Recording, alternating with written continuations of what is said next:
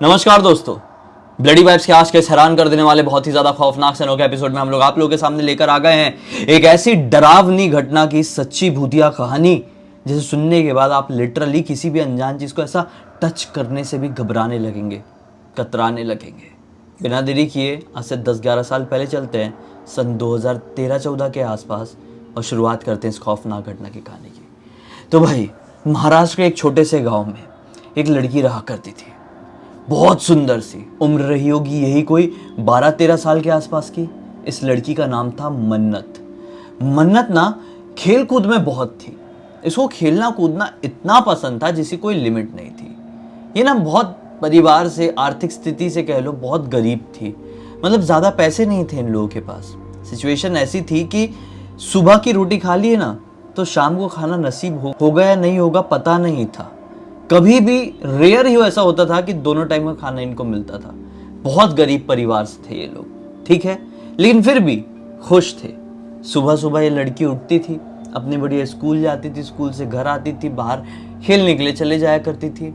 ऐसी एक दिन की बात है भाई, खेलते खेलते ये ना अपने घर के सामने खेल रही थी, थोड़े आगे तरफ चली गई, आगे से और आगे और आगे और आगे। फिर ये खेलते खेलते खेत तक पहुंच गई। ये किसका खेत था ये छोटी सी लड़की को पता तो नहीं था, लेकिन ना ये लोग हाइड एंड सीक खेल रहे थे बच्चे। तो एक पेड़ के पीछे छुपने के लिए गए उसी खेत में। उसी पेड़ के नीचे इसको 4 कंगन दिखाई दिए, चमकदार, दिखने में लग रहे थे सोने के। बच्ची इतनी भी समझदार नहीं थी कि इसको समझ में जाए कि ये क्या है क्या नहीं, लेकिन इतना तो समझ में आ रहा था कि कंगन है, बड़े सुंदर और सोने के लग रहे हैं। तो इसने इन कंगनों को उठा ली और अपने जेब में, सलवार सूट में जेब था उसके, उसमें डाल ली और फिर दोस्तों के साथ खेलने में इन्वॉल्व थोड़ा देरा हुआ तो घर चली गई। घर जाके मुंह हाथ धोई है और उन कंगनों को उसने ना एक कोने में, इसका एक कमरा था छोटा सा, इसको बचपन से ही ना अकेले सोने का शौक था, तो इसे घर वालों ने इसका छोटा सा एक ऐसा कमरा अरेंज कर दिए थे। इनके जो घर था ये पुश्तैनी घर था, तो वहाँ पे सोती थी। तो उसी कमरे के कोने में इसने छिपा के उन कंगनों को रख दी। सोची कि मौका मिलेगा तो मम्मी को बताऊंगी, लेकिन ये सो गई, रात हो गई। तो फिर सुबह उठी ना तो इसको इसके बिस्तर से बहुत अच्छी खुशबू आ रही थी, बहुत अच्छी।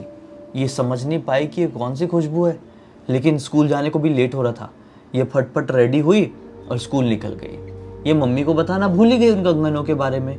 स्कूल पूरा कंप्लीट करी है और घर आते आते सोची कि हाँ मम्मी को बता दूंगी, सोने के कंगन है, बहुत सारे पैसे मिलेंगे हमको। इसने सोची और मम्मी को सारी बात बताई। सोची कि मम्मी तो खुश हो जाएगी कि मैंने सोने के कंगन कहीं से लेकर आई हूँ, लेकिन इसका उल्टा हो गया। इसकी मम्मी तो भड़क गई, इसको बहुत डांटी और बोली अभी के अभी इन कंगनों को लेकर जा, जहां से आई थी वहीं पर इसको छोड़ कर आना। ये बोलती है कि ठीक है। इसका मन उतर गया कि मम्मी ने इतना क्यों डांटी और इतने सुंदर कंगनों वहां पे वापस छोड़ने के लिए क्यों बोल रही है। खैर, ये जैसे तैसे करके गई है और उसी पेड़ के नीचे उसी जगह पर उन कंगनों को रख के घर पर लौट गई। शाम तो हो ही गई थी थोड़ी बहुत, आज खेलने का भी बिल्कुल मन नहीं किया। बोली छोड़ो यार, थोड़ा सा पढ़ लेती हूँ। ऐसा बुक उठाने गई है अपनी, उसके एक शेल्फ में ना बुक रखी रहती थी नॉर्मली, जिसको स्कूल लेके नहीं जाती थी, वो शेल्फ से बुक उठाने के लिए गई। ऐसा बुक निकाली है कि उसके साथ धड़ धड़ करके वो 4 कंगन गिरे नीचे। तो घबरा गई, बोली इसको तो मैं अब भी थोड़ी देर पहले वहां पर रख के आई थी, ये 4 कंगनों को, ये कैसे यहाँ पर आए। उठाकर देखी भी, हाँ ये वही कंगन है। चिल्लाई मम्मी मम्मी जल्दी आओ। मम्मी भागती हुई आई, मम्मी को ये दिखाई, मम्मी देखो ये कंगन। मम्मी फिर गुस्सा हुई, तूने तो ये छोड़ के आ रही, बोली थी ना ये तो छोड़ी नहीं है। बोली नहीं मम्मी मैं छोड़ दी थी, ये अपने आप यहाँ पर आ गया, मैं कसम खा के बोल रही हूँ। तो मम्मी अब डर गई, बोली कैसे हो सकता है। ये समझ गई कुछ ना कुछ गड़बड़ है।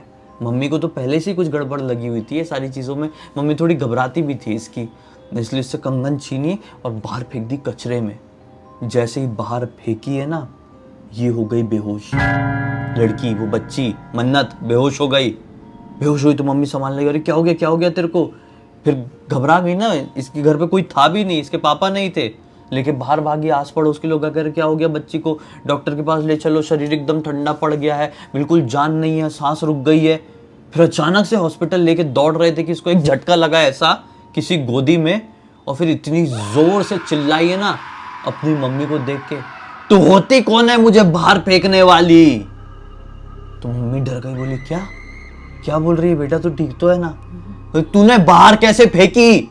अच्छा तू तू बेटा घर चल, धन्यवाद आप लोगों का जो मदद करने के लिए। मम्मी ने ऐसा सबको देखते हुए कही और अपनी लड़की को लेकर घर के अंदर आई। फिर बोली, अच्छा तू जितनी भी अच्छे से बात कर ले, तू समझ नहीं रही है मैं कौन हूँ, तेरी बच्ची को मैं छोड़ूंगा नहीं। बड़ा रिलैक्स होके जैसे विलन लोग बात करते ना वैसे बात कर रही है। मम्मी ने बोली कि ये कौन से हाव भाव से तू बात कर रही है और क्या बोल रही है तू? तो ये बोलती है कि मैं तेरी बेटी नहीं हूँ, मैं जिन्न हूँ, इसके शरीर में आया हुआ हूँ।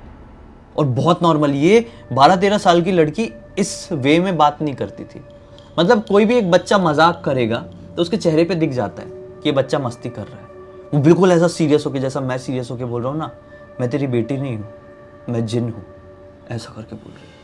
तो उसके बोलने के तरीके से मम्मी और घबरा गई। बोली, क्या कह रही हो? बोला, हाँ इसके ऊपर मेरी नज़र बहुत दिनों से थी, लेकिन पता नहीं क्यों मैं इस तक पहुंच नहीं पा रहा था। फिर मैंने कंगनों का रूप धारण कर लिया और कंगन बन के मैं उस पेड़ के नीचे बैठा हुआ था। ये लड़की आई और मुझे पहन ली और मैं इसके बहुत करीब आ गया।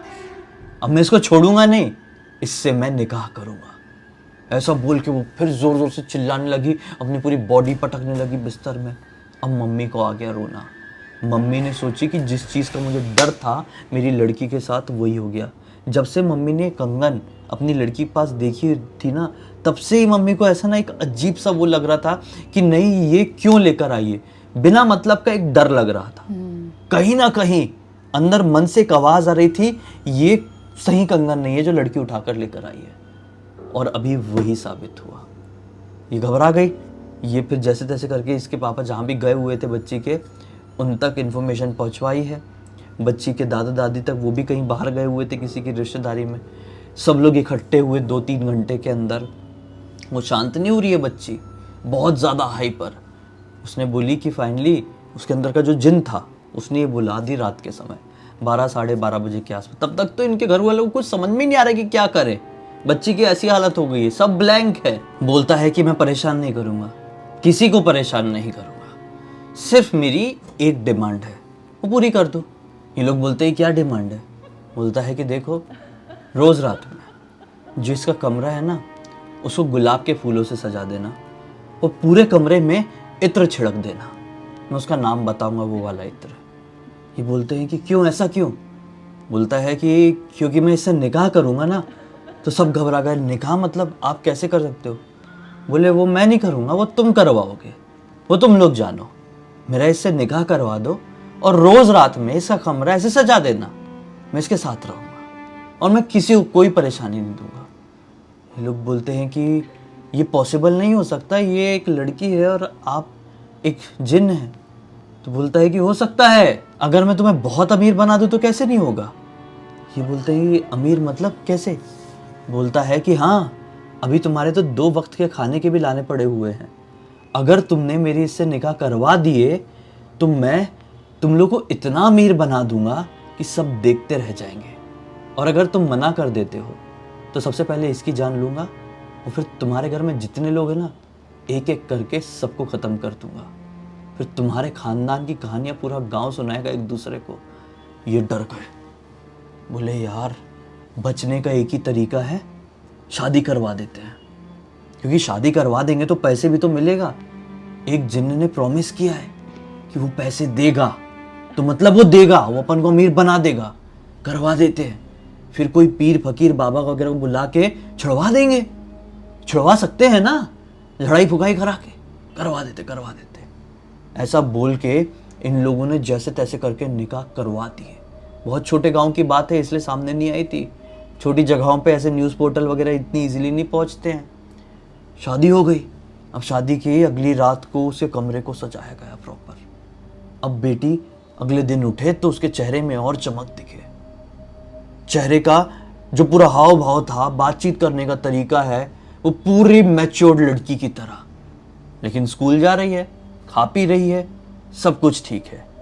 धीरे धीरे करके कुछ साल बीत गए, यही कोई 3-4 साल, और इनके पास इतने पैसे आने लगे, इनको समझ में ही नहीं आ रहा है कि रखे किधर। एक छोटा सा काम शुरू किए थे, 4-5 बिजनेस खड़े कर दिए। गांव में तो होते नहीं है बिजनेस, लेकिन बाहर आसपास के टाउन्स वगैरह में अब पूरे इलाके के सबसे अमीर आदमी बन गए हैं। सब बढ़िया चल रहा है।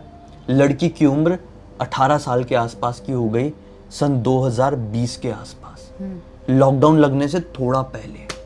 अब आस पड़ोस के रिश्ते आने लगे, आस पड़ोस के गांव वालों के, कि लड़की बहुत सुंदर है, शादी करवा दो, ये वो हमारा लड़का ये करता है वो करता है। ये लोग पहले सोचे कि नहीं यार उम्र कम है, ऐसे कैसे शादी करा दें, 1 साल और रुक जाते हैं। फिर वो लॉकडाउन वगैरह लग गया, फिर एक बीच में लॉकडाउन खुला था 21 के टाइम पे। बोले कि फिर से कोई ऐसी नौबत ना आ जाए भैया, हम ये सोचे कि लड़की छोटी लड़की कुंवारी ना बैठी रह जाए, इसकी शादी करा देते हैं। इन लोगों ने ये सोचे, जबकि लड़की की शादी तो ऑलरेडी 2014 के टाइम पे, 13 के टाइम पे वो JINN से हो चुकी थी। हो चुकी थी ना, फिर भी ये लोग ऐसा सोच रहे हैं कि किसी लड़के से शादी कराते हैं।